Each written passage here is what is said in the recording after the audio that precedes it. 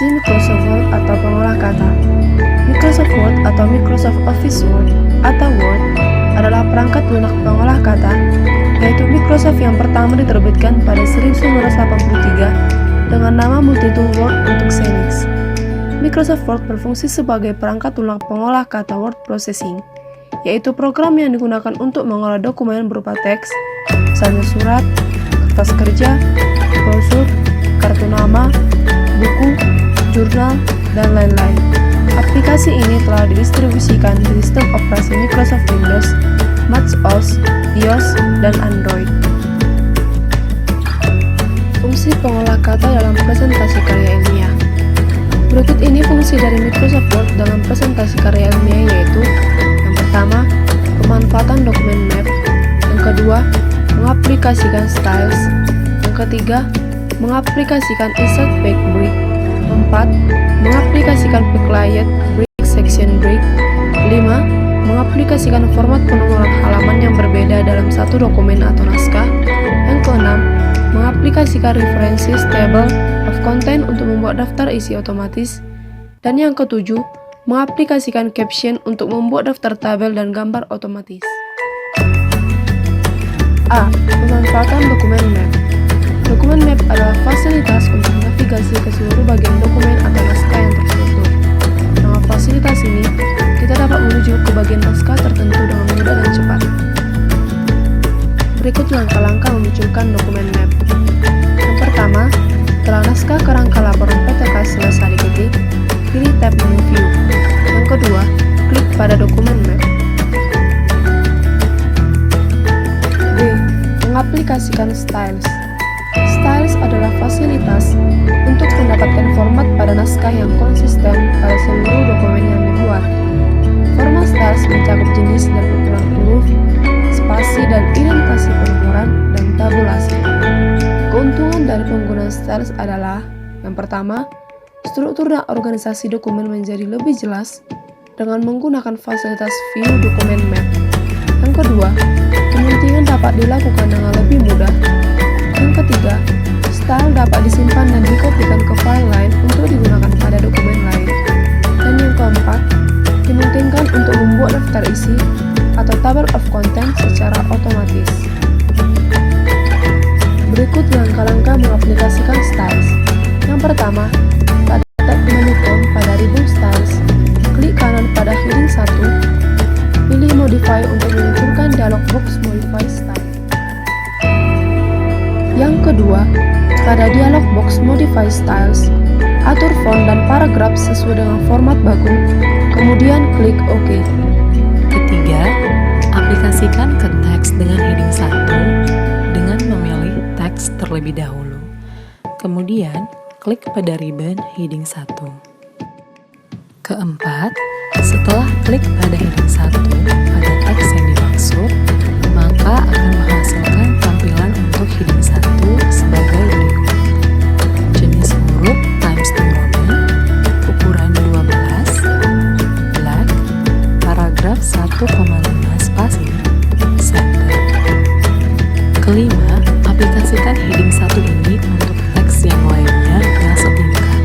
Dalam hal ini, bab 2, bab 3, bab 4, bab 5, daftar pustaka dan lampiran dengan memilih teks terlebih dahulu, kemudian klik pada ribbon heading 1 yang telah dimodify. Keenam, ulangi langkah 1 untuk modify heading 2 pada tab menu Home, pada ribbon Styles, klik kanan pada heading 2. Pilih Modify untuk memunculkan dialog box Modify Style, atur sesuai dengan format baku. Misalnya, Times New Roman 12, black, spasi 1,5, penomoran A, B, C. Aplikasikan heading 2 pada teks yang setingkat pada subbab berikutnya. Sesuaikan penomoran pada heading 2 dengan klik kanan pada numberingnya, kemudian klik pada Restart and A. Untuk menyesuaikan identitas, dapat digunakan Ctrl plus Shift plus M untuk maju dan Ctrl plus M untuk mundur. Ulangi langkah 1 atau 6 untuk modify heading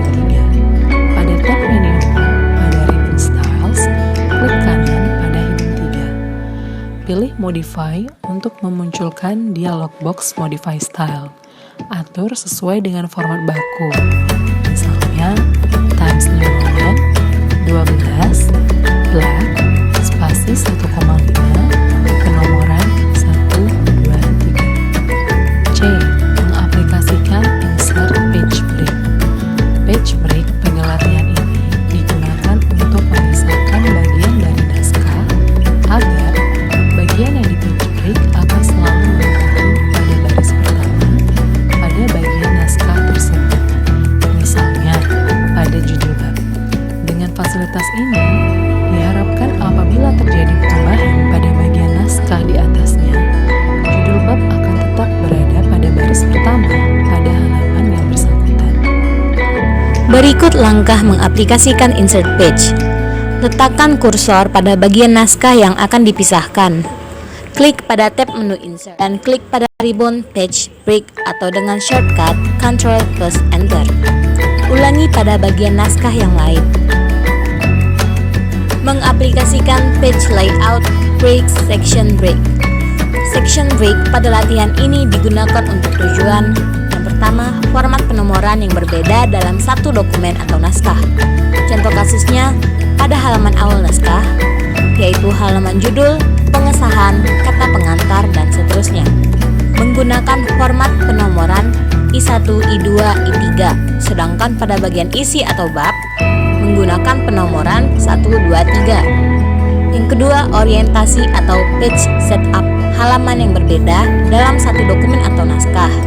Contoh kasusnya, pada halaman tertentu, pada naskah memuat tabulasi yang memerlukan orientasi halaman landscape, sedangkan halaman yang lain tetap portrait. Berikut langkah detail mengaplikasikannya. Pertama, letakkan kursor pada bagian yang akan dipisahkan dengan section break, misalnya antara abstrak dengan bab 1. Kemudian, pilih tab menu Page Layout, lalu Breaks, lalu Section Page, kemudian Next Page. Kemudian, bab 1 dengan bab berikutnya cukup dipisahkan dengan page break saja. Mengaplikasikan format penomoran halaman yang berbeda dalam satu dokumen atau naskah.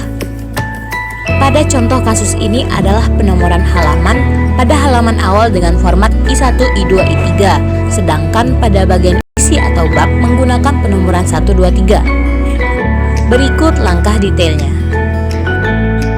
Yang pertama, pilih pada dokumen map, lalu ke halaman judul. Lalu pilih tab menu insert, kemudian page number, lalu ke format page number sehingga akan muncul dialog box format page number. Lalu pilih number format I1, I2, I3, kemudian klik OK. Yang kedua, pindah ke halaman bab 1 dengan menggunakan dokumen map. Pilih tab menu insert, lalu page number, kemudian format page number, sehingga akan muncul dialog box format page number. Pilih number format 1, 2, 3, start at 1, kemudian klik OK. Mengaplikasikan reference table of content untuk membuat daftar isi otomatis. Berikut langkahnya. Pindah ke halaman daftar isi dengan menggunakan dokumen map. Lalu pilih tab menu reference, kemudian table of content, lalu insert table of content, sehingga akan muncul dialog box table of content. Pilih tab leader dan level yang ingin ditampilkan, kemudian klik OK.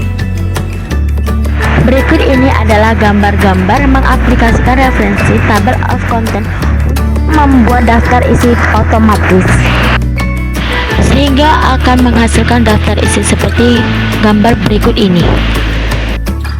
Yang ketiga, jika naskah sudah mengalami revisi yang mengakibatkan perubahan nomor-nomor halaman, maka perubahan halaman daftar isi dengan menggunakan langkah up to date.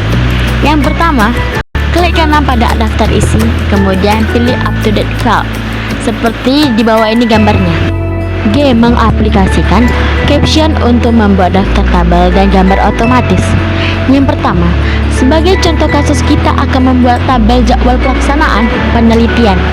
Langkah detailnya membuat daftar tabel sebagai berikut. Yang pertama, pindahkan subbab tempat dan waktu penelitian dengan menggunakan dokumen map. Yang kedua, pilih tab menu referensi. Klik insert caption sehingga akan muncul dialog box caption. Seperti di bawah ini contohnya. Yang ketiga, klik pada button new label. Kemudian isikan format penomoran tabelnya. Misalnya, tabel 3. Karena tabel berada pada bab 3. Kemudian klik OK. Seperti ini contoh gambar berikut. Yang keempat, setelah memunculkan nomor tabel otomatisnya, kemudian ketik judul tabelnya dan sesuaikan format urut dan paragraf. Yang kelima, setelah semua tabel sudah diisikan dengan cara seperti di atas, selanjutnya dapat dibuat daftar tabelnya. Pindah ke halaman daftar tabel menggunakan dokumen map. Yang keenam, pilih tab menu reference. Klik insert table of figures. Pilih caption label yang sesuai, kemudian klik OK. Yang ketujuh, dengan cara yang sama kita dapat membuat daftar gambar dan lampiran seperti ini.